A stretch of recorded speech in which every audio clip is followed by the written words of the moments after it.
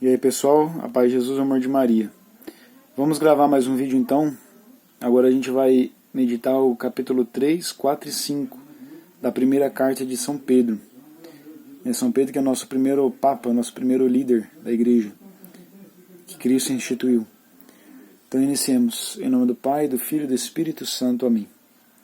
Inspirai no Senhor nossas ações e ajudai-nos a realizá-las, para que em vós comece e para vós termine tudo aquilo que fizermos. Por Cristo Senhor nosso. Amém. Bora então, pessoal. Página 1544. Vai dizer o seguinte: vós também, ó mulheres, sede submissas aos vossos maridos.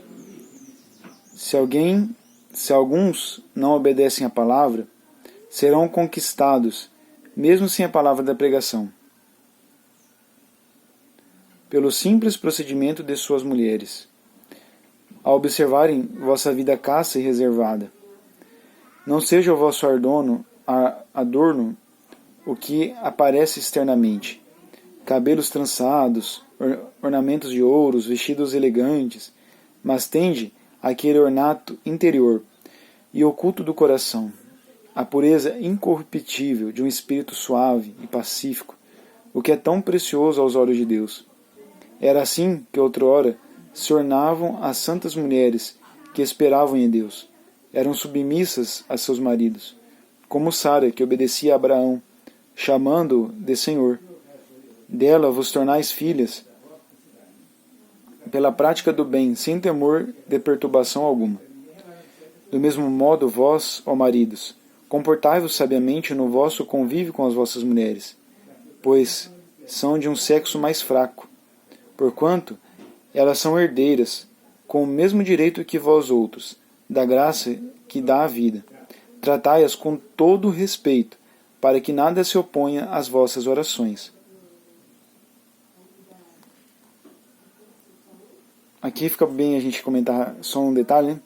Que geralmente as feministas de plantão, elas criticam essas partes das leituras que falam que as mulheres têm que ser submissas aos seus maridos. E submissa quer dizer sob a mesma missão, debaixo da mesma missão. Não quer dizer que ela não pode se manifestar, não pode dar sua opinião, mas que tem que ter aquele amor, porque o marido é para ser como Cristo, né? A cabeça da família. Mas não é para que o homem também domine, ele maltrate, bata, não, pelo amor de Deus. Isso não. Porque tanto São Paulo quanto São Pedro, ele fala que os maridos também têm que ter o carinho e o respeito para com suas mulheres. O que ele disse ali no versículo 7. Tratai-as com todo respeito, para que nada se oponha às vossas orações. Ou seja, se os maridos não tratam as suas mulheres com respeito, com o amor que se deve, ele está se opondo à vida cristã que ele está levando. Então, não é essa questão de ser inferior, né? É só a questão de viver o seu papel dentro da família que Deus, do plano original de Deus, né? Tudo bem, agora a gente vai no versículo 8. Finalmente, tende todos um só coração e uma só alma, sentimentos de amor fraterno, de misericórdia, de humildade. Não pagueis mal com mal, nem injúria com injúria. Ao contrário, abençoai, pois para isto fostes chamados, para que sejais herdeiros da bênção. Com efeito, quem quiser amar a sua vida e ver dias felizes, refreie sua língua do mal e seus lábios de palavras enganadoras. Aparte-se do mal e faça o bem. Busque a paz e siga, porque os olhos do Senhor estão sobre os justos, e seus ouvidos atentos aos seus rogos. Mas a força do Senhor está contra os que fazem o mal. Se fordes zelosos do bem, quem vos poderá fazer mal? E até sereis felizes se padecerdes alguma coisa por causa da justiça. Portanto, não temais as suas ameaças, e não vos turbeis. Antes, santificai em vossos corações Cristo, o Senhor. Estais sempre prontos a responder para a vossa defesa a todo aquele que vos pedir a razão da vossa esperança. Mas fazei-o com suavidade e respeito. Tende, olha só, gente, isso aqui é interessante. No versículo 15, ó. Portanto, não temais as suas ameaças, e não vos turbeis. Antes, santificai em vossos corações Cristo o Senhor. Estais sempre prontos a responder para a vossa defesa, a todo aquele que vos pedir a razão da vossa esperança, mas fazei-o com suavidade e respeito. Interessante.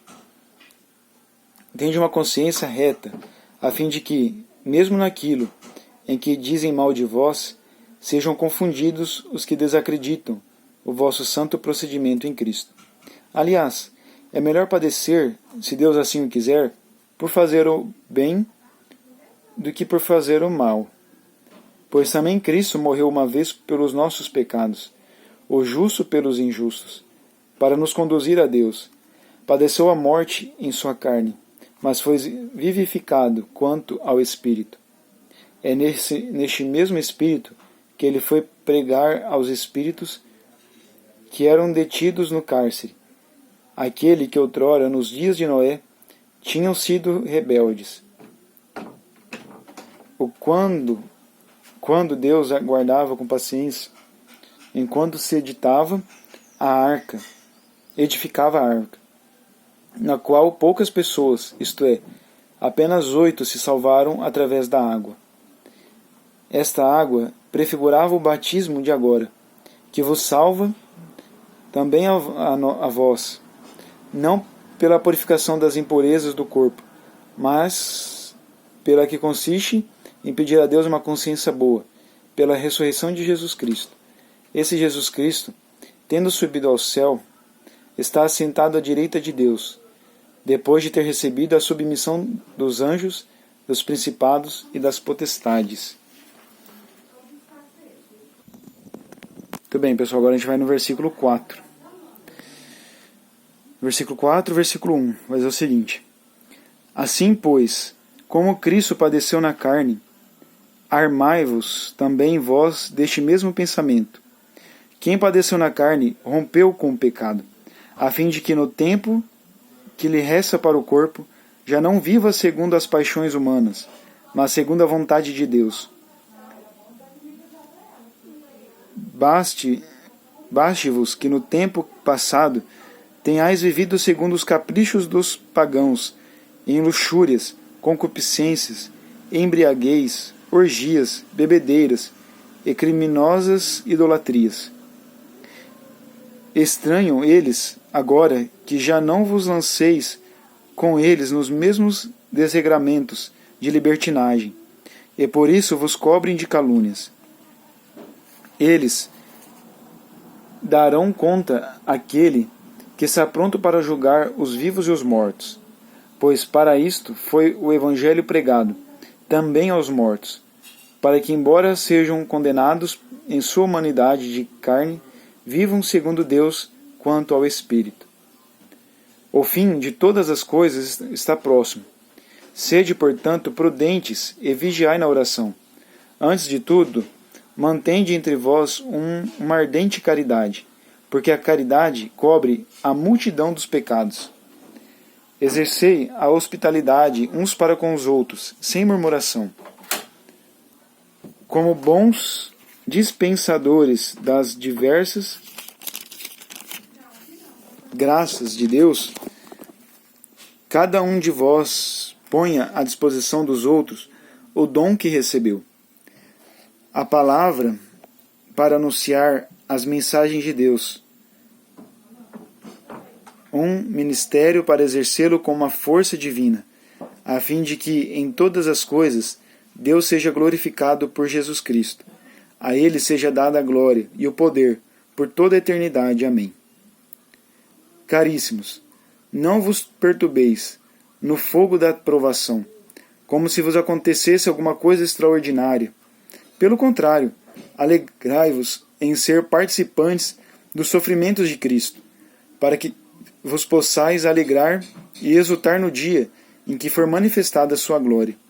Se fordes ultrajados pelo nome de Cristo, bem-aventurados sois vós, porque o Espírito da glória, o Espírito de Deus, repousa sobre vós. Que ninguém de vós sofra como homicida, ou ladrão, ou difamador, ou cobiçador do alheio. Se, porém, padecer como cristão, não se envergonhe, pelo contrário, glorifique a Deus por ter este nome. Porque vem o momento em que se começará o julgamento pela casa de Deus.